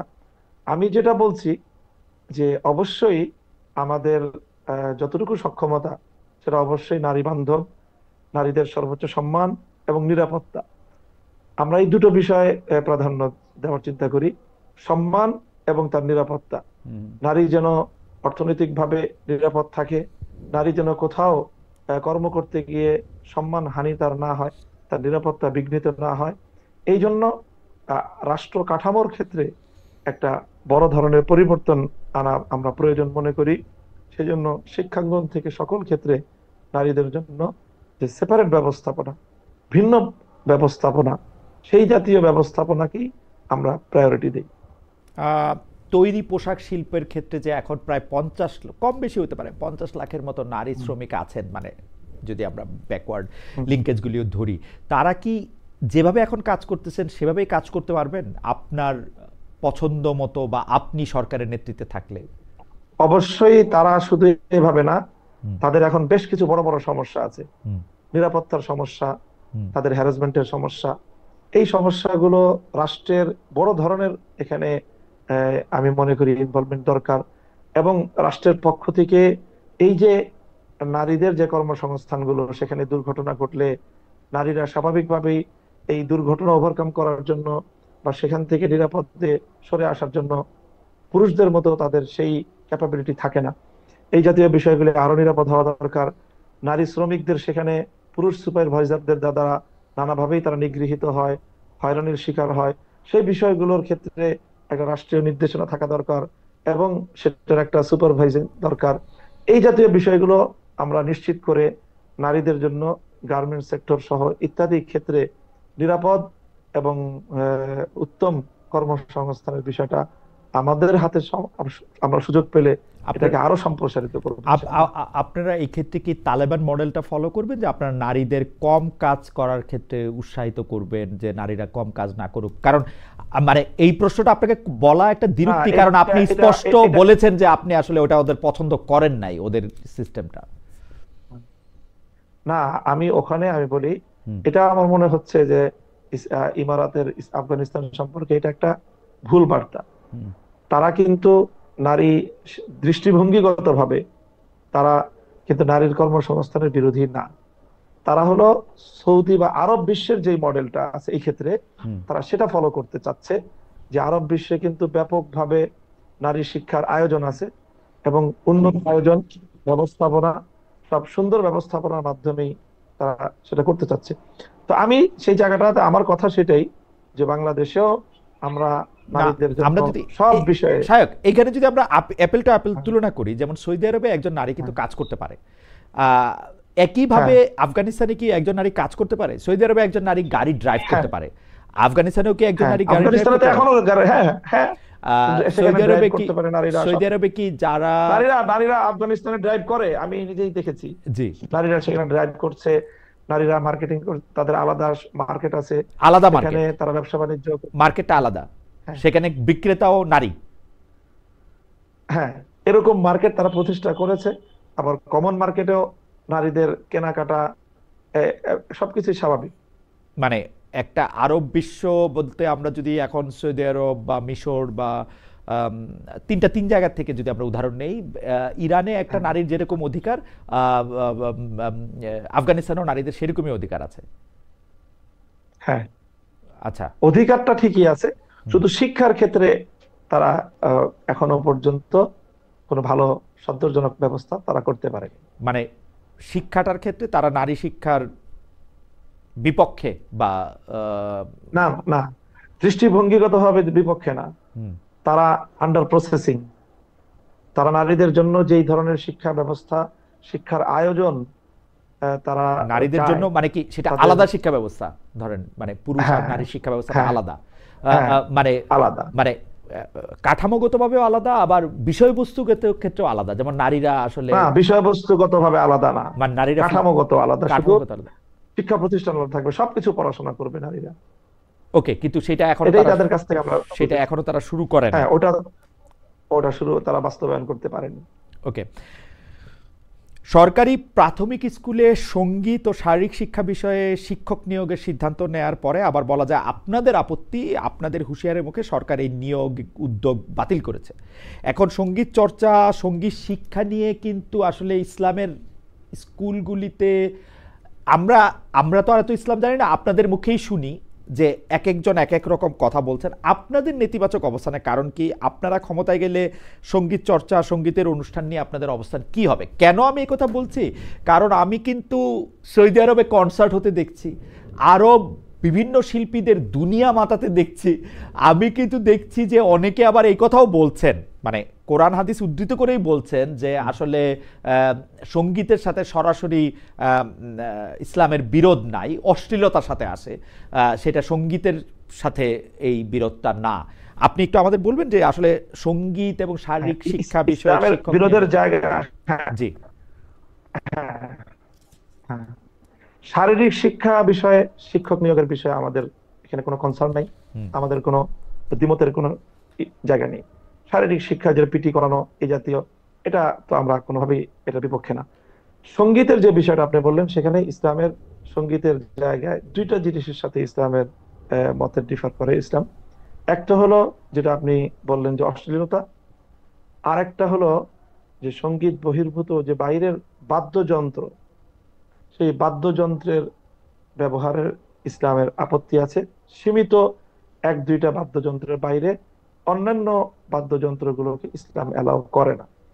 এছাড়া ওই সেই বাদ্যযন্ত্রগুলো বাদে যদি শুধু আহ, গান হয়, সেই গান যেটা আমরাও গাই, আমাদের ছেলেরাও গায়, ব্যাপক আমাদের অনেক শিল্পী গোষ্ঠী আছে তারা গাচ্ছে, সেটার সাথে আমাদের তো মত পার্থক্যের কোনো জায়গা নেই। তার মানে আপনারা সঙ্গীত শিক্ষকের নিয়োগের ক্ষেত্রে স্কুলে, প্রাথমিক স্কুলে সঙ্গীত শিক্ষকের নিয়োগের ক্ষেত্রে আপনারা যে আপত্তিটা সেটা আমরা জানিয়েছেন বিরোধিতা করেছি অন্য কারণে। কি? সেটা আপত্তির যা কারণের জায়গা হলো যে সেখানে দেখা যাবে যে নাচ গান সহ একটা ব্যাপক আয়োজনের যে ব্যবস্থাপনা, আমরা মনে করি যে বাংলাদেশের মতো এই ধরনের একটা প্রাথমিক শিক্ষাঙ্গনে এই নাচ গান সহ নানা রকমের যে অনৈসলামিক সংস্কৃতি চর্চার একটা আখড়া হবে সেটা, এবং শিশুকাল থেকেই আমাদের বাচ্চাদেরকে অনইসলামিক সংস্কৃতির দিকে জোরপূর্বক তাদেরকে সেদিকে ঠেলে দেওয়া হবে। আহ, এই অধিকার রাষ্ট্রের নাই যে একটা বাচ্চাকে অনইসলামিক সংস্কৃতির দিকে তাকে ঠেলে দিবে। আপনি কি মনে আপনি করেন যে দেখবেন আপনি কি ক্লাস মনে করেন? এইটের যে বইগুলো আছে, হুম, হুম, ক্লাস এইটের যে বই, অন্যান্য যে সঙ্গীতের বইগুলি ছাপিয়েছে, হুম। সম্পূর্ণ একেবারে মনে হয় সে বইয়ের প্রচ্ছদ দেখলেই মনে হয় যে এটা একটা একটা হিন্দুত্ববাদী রাষ্ট্রের একটা সরকারি বা তাদের হিন্দুত্ববাদী কোনো বই হবে। আহ, সেখানে বিভিন্ন মূর্তির, তাদের যে উপাস্য, তার ছবি টবি ইত্যাদি এগুলো দিয়ে তারপরে সেই আপনার সঙ্গীতের বই রচনা করা হয়েছে, ছাপানো আপনি হয়েছে।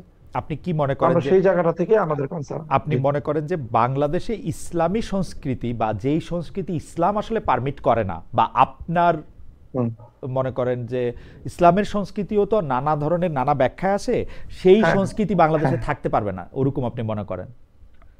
আমি মনে করি যে যেগুলো নিয়ে মত পার্থক্য আছে হুম, হুম, সেটা নিয়ে আমি রাষ্ট্রের উপর সেগুলো আমি চাপাতে চাই না। হুম, আমার আমার সাথে হয়তো যারা সুন্নি বা যারা আমরা মনে করি, আমাদেরকে যারা দেওবন্দি বলে, হুম, সুন্নি আছে, হুম, আহলে হাদিস আছে, বিভিন্ন স্কুল অফ থট আমরা ফলো করি। হুম।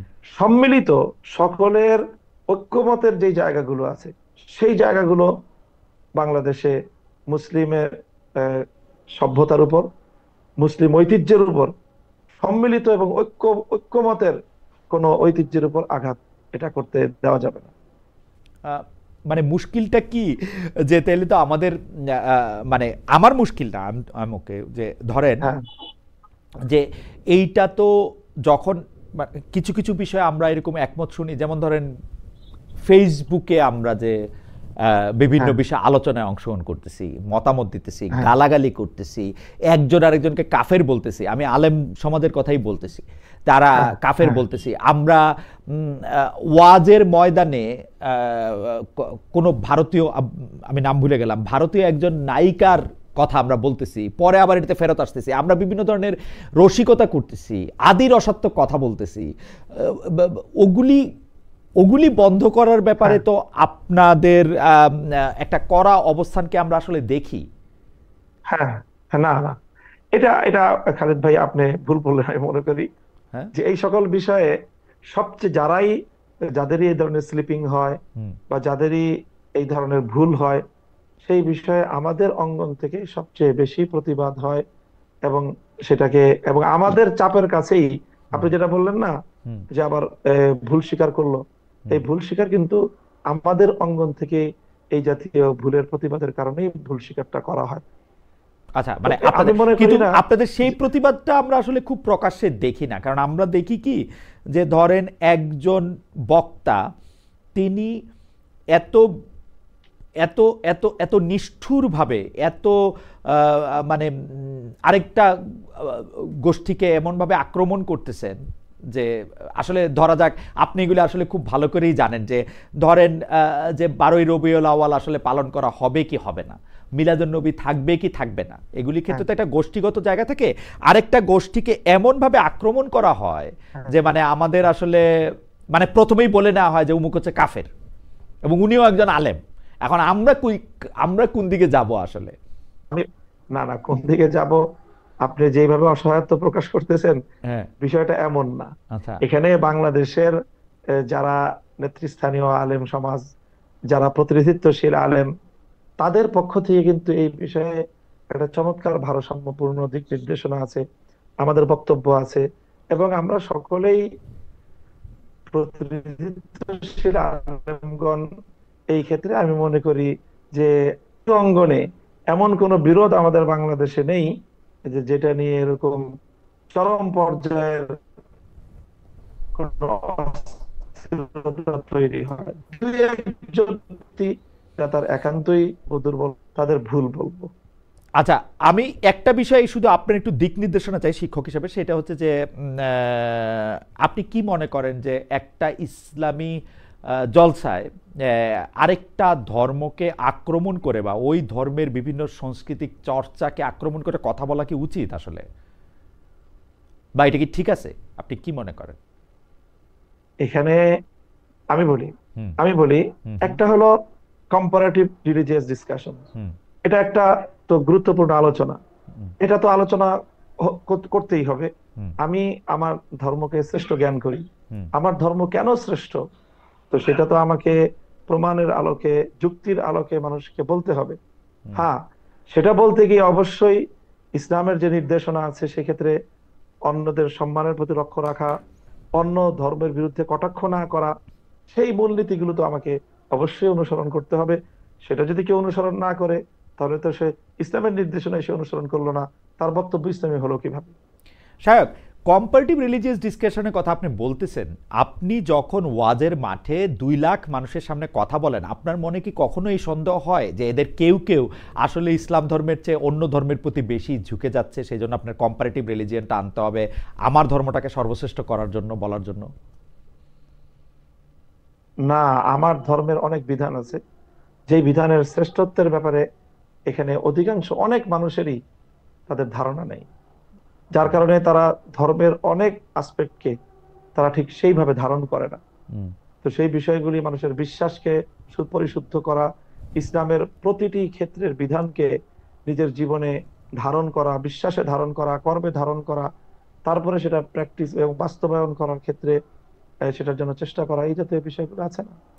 সেই জন্য কি আরেকটা ধর্মকে ছোট করাটা দরকার? মানে আমরা না, না, আমরা ছোট, আপনি ওটা, আমি তো গা- ওটাকে আগেই, আমি গা- তো সেটাকে ই- আগেই করে আসলাম, বলে আসলাম যে কোন ধর্মকে ছোট করার প্রশ্ন এখানে নাই। গালাগালি পর্যন্ত করা তুলনামূলক হয়, বিশ্লেষণ গালাগালি করলেই, পর্যন্ত করা হ্যাঁ, হয়। এগুলো এগুলো তো গালাগালি করাটা, এটা একজন ব্যক্তির অসৌজন্যতা। হুম। গালাগালি করাটা, কাউকে কটাক্ষ করাটা, এটা ইসলামের নির্দেশনার বাইরে কেউ করলো, হুম। সেটার দায় তার নিজের। ওকে, এটা সামগ্রিকভাবে আলেম সমাজের দায় নেবে না। আপনি কাবুল থেকে ফেরার পর আপনার একজন ছাত্র আহ, আপনাকে আহ, কিছু প্রশ্ন করেছেন। আমি আপনার ছাত্রের কথা আপনাকে বলি। আপনাকে শিক্ষক সম্বোধন করে তিনি বলছেন, আফগানে, মানে আপনি কাবুল থেকে ফেরার পরে তিনি বলছেন, আফগানে ভিন্ন মতের কোনো জায়গা নেই, বাংলাদেশের শারিয়াতে ভিন্ন মত কি জায়গা পাবে? ধরে নেওয়া যাক দেওবন্দ ব্যাখ্যার শারিয়া কায়েম হলো, সেই ব্যাখ্যার বাইরে ধর্মের অন্য কোনো চিন্তা, চর্চা, বোঝাপড়া কি সেই শারিয়া শাসনে জায়গা পাবে? যদি পায়, কোন মর্মে পাবে? কারণ ব্যাখ্যার উপরে গিয়ে শারিয়া যখন প্রতিষ্ঠা পাবে, সেটা তো ধ্রুব হয়ে উঠতে হবে, নতুবা অন্য কোনো ধ্রুব তার জায়গা দখল করে নেবে। ফলে অভ্যন্তরীণ নানা শারিয়া চিন্তাকেই আগে রদ করতে হবে। সেই রদটা কি করবে বাংলাদেশের শারিয়া? শাহেক, আপনি যদি বলেন, এটা আপনার একজন ছাত্র, হ্যাঁ, উনি আমার এটাকে বলছেন। বুঝতে পারছি। জি, জি বলি। আমার শিক্ষক মামুনুল এটা হকের হলো কাছে আসলে, কয়েকটি প্রশ্ন। জি, জি জি, আমরা মনে হয় খুব বেশি আলোচনা দীর্ঘায়িত করতে পারছি না খালিদ ভাই। জি, তো আমি এই বিষয়ে যেটা বলবো সেটা হলো যে আসলে শরিয়াকে প্র্যাকটিস করার যে দাবি বা এটার যে প্রয়োজনীয়তা, এটা আজকে নতুন না। এবং শরিয়া রাষ্ট্র ব্যবস্থায় শরিয়া অ্যাপ্লিকেশন বা শরিয়াকে বাস্তবায়ন করার এই আয়োজন, এটা আজকে নতুন না। বরং এটা পৃথিবীতে প্রায় আপনার 1300 বছর ধরে তো এটা বাস্তবায়িত একটা সত্য। তো তখন ইসলামী শরিয়া কিভাবে অ্যাপ্লিকেশন হয়েছে, সেটার কি কোনো মডেল বা তার ইতিহাস আমরা জানি না? তো এটার প্রত্যেকটারই বাস্তবতা আছে। শরিয়ার, আমি তো বললাম যে শরিয়া বাস্তবায়নের সুনির্দিষ্ট কিছু জায়গা আছে যেখানে একটা কংক্রিট একটা মতামতকে অনুসরণ করা হয়। সেটা হলো জাস্ট শুধুমাত্র বিচারিক আদালতের ক্ষেত্রে। আর এছাড়া ইসলামকে অনুসরণ করার শরিয়া অথবা ফিকহের, যদি শরিয়া বলে যদি ফিকহ বোঝানো হয়ে থাকে, তাহলে ফিকহের যতগুলো গ্রহণযোগ্য মতবাদ আছে, সবগুলো মতবাদকে ধারণ করেই একটা ইসলামী শাসন ব্যবস্থা, খেলাফত ব্যবস্থা পৃথিবীতে 1300 বছর পর্যন্ত চলেছে। এটা আজকে নতুন প্রশ্ন হিসেবে উত্থাপন করাটা, আমি মনে করি ইতিহাস সম্পর্কে এটা সঠিক না জানা থাকার কারণ। মামুন ভাই, আপনি আমাদের আর কতক্ষণ সময় দিতে পারবেন? আমরা যদি একটু জানা থাকে তাহলে আমরা একটু আর কতক্ষণ? না, আমি আর আমার সময় তো আসলে 10টা পর্যন্ত ছিল। জি জি ছিল। সময় মানে আপনি কি আর ইতিমধ্যে 5-7 মিনিট থাকতে পারবেন আমাদের সঙ্গে?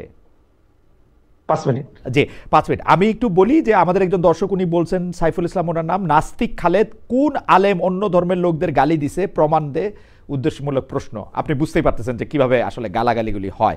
যাই হোক, আমি এটা নিয়ে কথা বাড়াতে চাই না। আমি আপনার কাছে প্রশ্ন যেটি করতে চাই যে জামাতে ইসলামী সহ আপনারা নির্বাচনী জোটের উদ্যোগ নিয়েছিলেন, এখন আমরা শুনছি জোটের বদলে আপনারা প্রার্থীভিত্তিক সমঝোতা করবেন। এদিকে জামাতে ইসলামী কিন্তু মোটামুটিভাবে 300 আসনে নিজেদের প্রার্থী নির্ধারণ করে রেখেছে। এইটার ক্ষেত্রে আপনারা আসলে প্রার্থীভিত্তিক সমঝোতাটা কিভাবে করবেন? আহ জামাতের সাথে জোট গঠন করার উদ্যোগ আমরা কখনোই নেই। বরং আমরা বাংলাদেশ খেলাফত মজলিসের পক্ষ থেকে ইতিমধ্যে 268টা আসনে আমরা আমাদের প্রার্থী তালিকা চূড়ান্ত করেছি। অবশিষ্ট 32টা আসনেও আমাদের একাধিক প্রার্থীর মধ্য থেকে আমরা বাছাই কার্যক্রম চূড়ান্ত করতে পারিনি বলে ঘোষণা করা হয়নি। 300 আসনে আমাদেরও নির্বাচন করার প্রস্তুতি সম্পূর্ণ আছে। তো সেই জায়গাটা থেকে এমন একটা আলোচনা চলছে যে হয়তো আসন ভিত্তিক কোনো একটা সমঝোতা হতে পারে, যে যে আসনে এক দলের প্রার্থী থাকবে সেই সেই আসনে অন্যান্য দলগুলো প্রার্থী দিবে না, এরকম একটা সমঝোতা হওয়ার আলোচনা আছে, সম্ভাবনা আছে। সেক্ষেত্রে সেটা আসলে কতগুলো আসনে শেষ পর্যন্ত এই সমঝোতা গিয়ে দাঁড়াবে, এটা তো সময়ই বলে দিবে। এখনো আমরা আগাম চূড়ান্ত কোনো কথা বলতে পারছি না। মাওলানা মামুনুল হক, বিএনপির সাথে আপনাদের দূরত্ব বা জামায়াতে ইসলামের কি একটা দূরত্ব সৃষ্টি হয়েছে 5 আগস্টের পরে? এই দূরত্বের আসলে কারণ কি? মানে একটা সময় আমরা দেখেছি যে বিএনপির সাথে আসলে জামায়াতে ইসলামের সম্পর্ক বা আপনাদের সম্পর্ক একটু অন্যরকম ছিল, এখন আবার দেখছি একটু অন্যরকম। এর কারণটা কি আসলে? বিএনপির সাথে এই ইসলামী বেশিরভাগ সংগঠনগুলোর একটা দূরত্বের বড় কারণ হলো যে সাধারণত আমরা যারা বাংলাদেশে ইসলামপন্থী রাজনীতি করি, আমাদের অতীতের স্বাধীনতা পরবর্তী সময়টায় সবসময় আমাদেরকে একটা রক্ষণাত্মক রাজনীতি করতে হয়েছে। অর্থাৎ নৌকা ঠেকাও, আওয়ামী লীগ চলে আসলে আমাদের উপর ব্যাপক ব্যাপক ক্র্যাকডাউন হবে, এই সকল আশঙ্কার জায়গা থেকে আমরা তখন বিএনপি এবং ধানের শীষকে নিজেদের জন্য নিরাপদ জায়গা মনে করে আমরা তখন একদিকে ঝুঁকে পড়তাম, এবং ইসলামপন্থীরা ঝুঁকে পড়তো যে আমরা আলাদা ভাবে নির্বাচন করতে গেলে বিএনপির সাথে ভোট ভাগাভাগি হয়ে শেষ পর্যন্ত দেখা যাবে যে আওয়ামী লীগ এবং নৌকা এটা ক্ষমতায় চলে আসবে, পাশ করবে। তো সেই আশঙ্কার জায়গা এবার নেই। তো এবার না থাকার কারণে এখন বিএনপির যে নির্বাচনী ইশতেহার বা তাদের যে নির্বাচনী এজেন্ডা, সেখানে তো ইসলামকে কেন্দ্র করে খুব আমাদেরকে আশাবাদী করার মতো, আশ্বস্ত করার মতো তেমন কোনো এজেন্ডা নাই। যার কারণে এখন আমরা মনে করি তাহলে সেই ক্ষেত্রে আমরা কেন বা কোন যুক্তিতে আমরা এখন এই পরিস্থিতিতে বিএনপির সাথে নির্বাচন করব। এই জায়গাটা বড় ধরনের আমি মনে করি নতুন একটা সিচুয়েশন, যেটা বিগত সকল নির্বাচন থেকে একটা ভিন্নতা তৈরি করেছে। এই ভিন্নতার কারণেই মূলত এবার মনে হচ্ছে যে বিএনপির সাথে আমাদের এই দূরত্বের জায়গা। আপনার 5 মিনিটের 3 মিনিট আছে। আমার দুটি শেষ প্রশ্ন। একটি প্রশ্ন হচ্ছে এনসিপি যে নতুন রাজনৈতিক দল, তাদের আপনি আসলে কিভাবে মূল্যায়ন করেন? আর শেষ প্রশ্নটি অবশ্যই বর্তমান সরকারকে নিয়ে, এনসিপির কথা যদি বলেন আমাদের 1 মিনিটে। এনসিপি সম্পর্কে আমার মূল্যায়ন হলো যে এনসিপির আগমনের মধ্য দিয়ে বাংলাদেশের রাজনীতিতে একটা দারুণ সম্ভাবনার দুয়ার খুলেছে। সেটা হলো আওয়ামী লীগ এবং বিএনপি যে রাজনীতি করে সেই রাজনীতিতে মেধাভিত্তিক তারুণ্যের কোনো অংশগ্রহণ নেই, বরং তার সম্পূর্ণ একটা পেশিশক্তি নির্ভর এবং কালো টাকা নির্ভর এক ধরনের দুর্বৃত্তায়নের রাজনীতির মধ্যেই আমাদের বাংলাদেশের রাজনীতি চলে গিয়েছে। সেই জায়গাটা থেকে এনসিপির মাধ্যমে তরুণ, মেধাবী, সম্ভাবনাময় দেশের জন্য একটা নতুন সম্ভাবনা নিয়ে তারা রাজনীতিতে এসেছে। আমি এই জন্য তাদেরকে স্বাগত জানাই, এবং আমি মনে করি তাদের এই পথে স্ট্রাগল করা দরকার, এই পথে তাদের অটল থাকা উচিত। সহসাই এতে তাদের রাজনৈতিকভাবে বড় কোনো প্রাপ্তি না থাকলেও তারা যদি দৃঢ়তার সাথে পথ চলতে পারে তাহলে তাদের দলেরও বিকাশ ঘটবে, এবং এই নতুন যে সম্ভাবনা তৈরি হয়েছে এই সম্ভাবনাটাও এর চাপে পড়ে আওয়ামী লীগ এবং বিএনপিকেও বা বিএনপির মতো বড় বড় রাজনৈতিক দলগুলোকেও এই পেশি শক্তি এবং টাকার শক্তি থেকে বের হয়ে এসে যোগ্যতা এবং মেধার দিকে তাদেরকে ধাবিত করতে হবে। আপনাদের সাথে জোট হওয়ার কোনো সম্ভাবনা আছে কিনা, কোনো কথাবার্তা চলছে কিনা? আমরা মনে করি যে এনসিপির যে রাজনৈতিক যে মিশন, তারা যে জুলাই সনদের যে স্পিরিটকে তারা ধারণ করে, সেই জায়গা থেকে কোনো না কোনো এক জায়গায় আমাদের সাথে একটা বোঝাপড়া হওয়া ছাড়া এনসিপিরও কোনো আমি মনে করি তাদের রাজনৈতিক যে মিশন সেটা বাস্তবায়নের কোনো সুযোগ নেই। আমরা জুলাই সনদকে, জুলাই স্পিরিটকেই আগামীর বাংলাদেশে বাস্তবায়ন করার প্রতিজ্ঞা নিয়ে আমরা রাজনীতি করতেছি। এনসিপি তো এটা অস্তিত্বের প্রশ্ন। ওকে, এনসিপির অস্তিত্বের প্রশ্ন। আমার শেষ প্রশ্ন, আপনার আপনি আসলে নির্ধারিত সময়ের চেয়ে আরেকটু বেশি সময় দিয়েছেন। আপনি ডক্টর মোহাম্মদ ইউনূসের এই যে সরকার 5ই আগস্টের পরে 8ই আগস্ট গঠিত হওয়ার পরে এখন পর্যন্ত আজকে একটি ভাষণও দেওয়া হলো, আপনি কিভাবে মূল্যায়ন করেন তাদের? তারা ঠিক কাজ করেছে, ঠিক পথে ছিল, ভালো কাজ করেছে, খারাপ করেছে? আপনি যদি একটু নম্বরও দেন। আমি মনে করি যে যথেষ্ট দুর্বল একটা সরকার, দুর্বল সরকার হওয়া, হ্যাঁ, দুর্বল সরকার হওয়ার কারণে নতজানু একটা সঠিক সেই সম্ভাবনাটাকে কাজে লাগাতে পারে নাই। কারণ এই সরকারের মধ্যে রাজনীতিবিদ এর সংকট রয়েছে। বিভিন্ন এনজিও নির্ভর সরকার যেটাকে বলা হয়েছে, এই সরকার জুলাই চেতনাকে যথাযথভাবে তারা বাস্তবায়ন করতে আরো অনেকেই আগেই সক্ষম হতো যদি তারা আরেকটু দৃঢ় হতো।